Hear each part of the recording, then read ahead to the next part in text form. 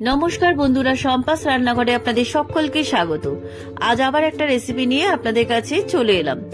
আজকে আমি খুব সিম্পল একটা ব্রেকফাস্ট রেসিপি আপনাদের বানিয়ে দেখাবো। বানাচ্ছি আমি এগ টমেটো। এটা ব্রেকফাস্ট কেন, আপনারা স্টার্টারে কিংবা স্ন্যাক্স হিসাবেও খেতে পারেন। তাই ভিডিওটা স্কিপ না করে পুরো রেসিপিটা দেখার অনুরোধ রইল। রেসিপিটা ভালো লাগলে আমাকে কমেন্ট বক্সে কমেন্ট করে জানাবেন।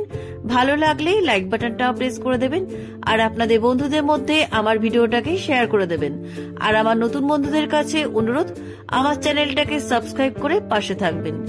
আর আমার চ্যানেলে নতুন নতুন রেসিপি দেখার জন্য পাশে থাকা ছোট্ট বেল আইকনটাও প্রেস করে দেবেন। চলুন আর কথা না বাড়ি, কিভাবে আজকে সিম্পল এই ব্রেকফাস্ট রেসিপিটা বানাচ্ছি রেসিপিটা দেখে নেওয়া যাক। এগ টমেটো রেসিপির জন্য আমি এখানে 4টে মিডিয়াম সাইজের টমেটো নিয়েছি। টমেটোগুলোকে খুব ভালো করে ধুয়ে নিয়েছি।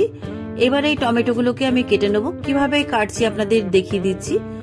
একটা টমেটো নিলাম, এবার ছুরি দিয়ে টমেটোর মুখের দিকটা আমি কিছুটা অংশ বাদ দিয়ে দিচ্ছি। তবে এই বাদ দেওয়া অংশটা কিন্তু ফেলে দেবো না, এটাও আমি রেসিপির কাজে লাগাবো। এভাবে আমি প্রত্যেকটা টমেটোর উপর দিকটা একটু কেটে নিচ্ছি।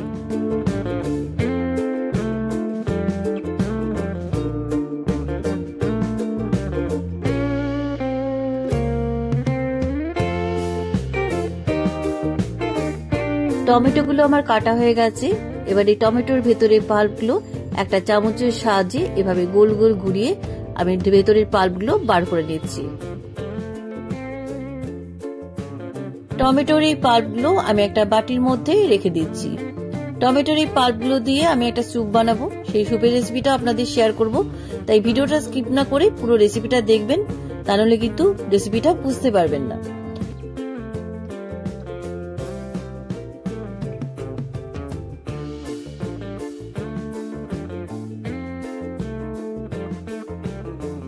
সবকটা টমেটোর ভেতরের পাল্পগুলো আমার বার করা হয়ে গেছে। এবার একটা প্লেটের মধ্যে টমেটোগুলো আর কেটে রাখা টমেটোগুলো তুলে রাখছি। এগুলো আমার পরে রেসিপির কাজে লাগবে। এবার এই টমেটো আর টমেটোর পাল্পের বাটিটা আমি সরিয়ে রাখছি। এরপর আমি 1 আঁটি স্প্রিং অনিয়ন নিয়েছি। স্প্রিং অনিয়নগুলোকে খুব ভালো করে ধুয়ে নিয়েছি। এবার ছুরি দিয়ে আমি মিহি করে কেটে নিচ্ছি। স্প্রিং অনিয়নগুলো কাটা হয়ে গেছে, দেখুন খুব মিহি করে কেটে নিয়েছি। এবার একটা বাটির মধ্যে তুলে নিচ্ছি। স্প্রিং অনিয়ন বাটিটাকে সাইডে রেখে দিচ্ছি। এবার একটা মজারেলা চিজ কিউব নিয়েছি। এবার মজারেলা চিজ কিউবটাকে আমি 4 টুকরো করে কেটে নিচ্ছি। চিজটা আমার কাটা হয়ে গেছে। এবার একটা বাটির মধ্যে আমি চিজ কিউবগুলো তুলে রাখছি। এবারে আগে থেকে কেটে টমেটোর পাল্প বার করে রাখা টমেটোগুলো সাজিয়ে নিচ্ছি। এবার এই টমেটোর ভেতরে অল্প অল্প করে স্প্রিং অনিয়ন কুচি দিয়ে দিচ্ছি।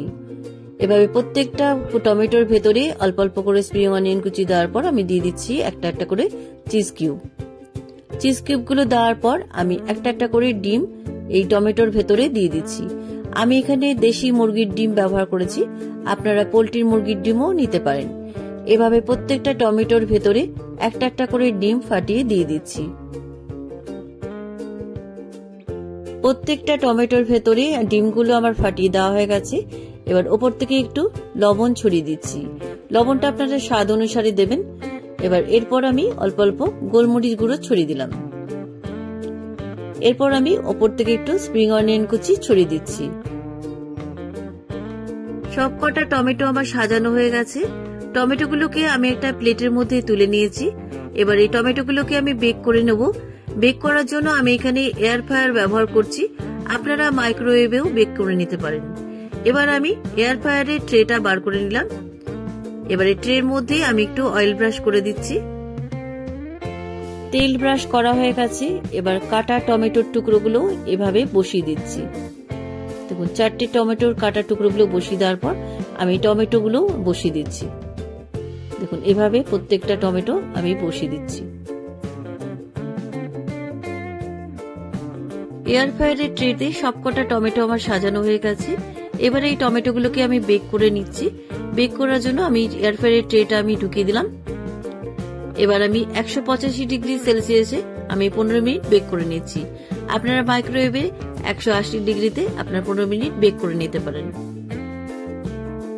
টমেটোগুলো বেক হোক ততক্ষণে আমি স্যুপটা তৈরি করে নিই।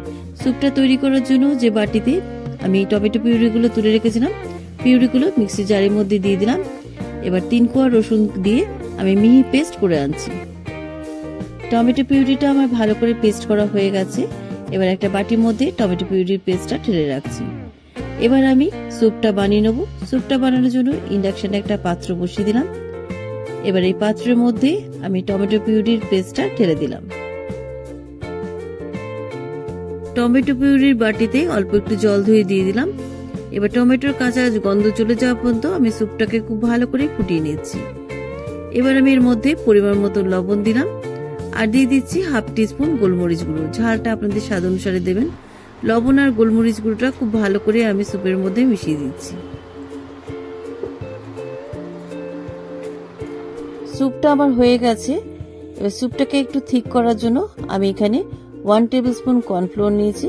কর্নফ্লোরটাকে 1 টেবিল স্পুন মতো নর্মাল জল দিয়ে খুব ভালো করে গুলে আমি স্যুপের মধ্যে দিয়ে দিচ্ছি। কর্নফ্লোর গোলাটা দেওয়ার সাথে সাথে কিন্তু স্যুপের মধ্যে নাড়বেন, তা নইলে কিন্তু দলা পাকিয়ে যাবে। স্যুপটা আমার হয়ে গেছে। এবার ইন্ডাকশনে সুইচ অফ করে আমি নামিয়ে রাখছি। এদিকে দেখি এয়ার ফ্রায়ারে যে টমেটোগুলো বেক করতে দিয়েছিলাম সেগুলো হয়েছে কিনা। আর 1 মিনিট মতো আছে। 1 মিনিট হয়ে গেছে। এবার এয়ার ফ্রায়ারের ট্রেটা বাইরে বার করে আপনাদের দেখাচ্ছি। দেখুন কত সুন্দর বেক হয়েছে। আপনারা মাইক্রোওয়েভে এভাবে বেক করে নিতে পারেন। এবার এই বেক এগ টমেটো আমি একটা সার্ভিং প্লেটে টমেটো স্যুপের সাথে সার্ভ করছি। কেমন লাগলো আজকের এই বেকড এগ টমেটো রেসিপি? আপনারাও বাড়িতে এভাবে একবার বানিয়ে খেয়ে দেখুন। খেতে কিন্তু দারুণ স্বাদের হয়। রেসিপিটা একবার হলেও ট্রাই করার অনুরোধ রইল। রেসিপিটা ভালো লাগলে আমাকে কমেন্ট বক্সে কমেন্ট করে জানাবেন। ভালো লাগলে লাইক বাটনটা প্রেস করে দেবেন আর আপনাদের বন্ধুদের মধ্যে আমার ভিডিওটাকে শেয়ার করে দেবেন। আর আমার নতুন বন্ধুদের কাছে অনুরোধ, আমার চ্যানেলটাকে সাবস্ক্রাইব করে পাশে থাকবেন। আর আমার চ্যানেলে নতুন নতুন রেসিপি দেখার জন্য পাশে থাকা ছোট্ট বেল আইকনটাও প্রেস করে দেবেন। আজ তাহলে চলি, আবার একটা নতুন দিনে নতুন রেসিপি নিয়ে আপনাদের কাছে চলে আসব। সবাই ভালো থাকবেন, সুস্থ থাকবেন। ধন্যবাদ।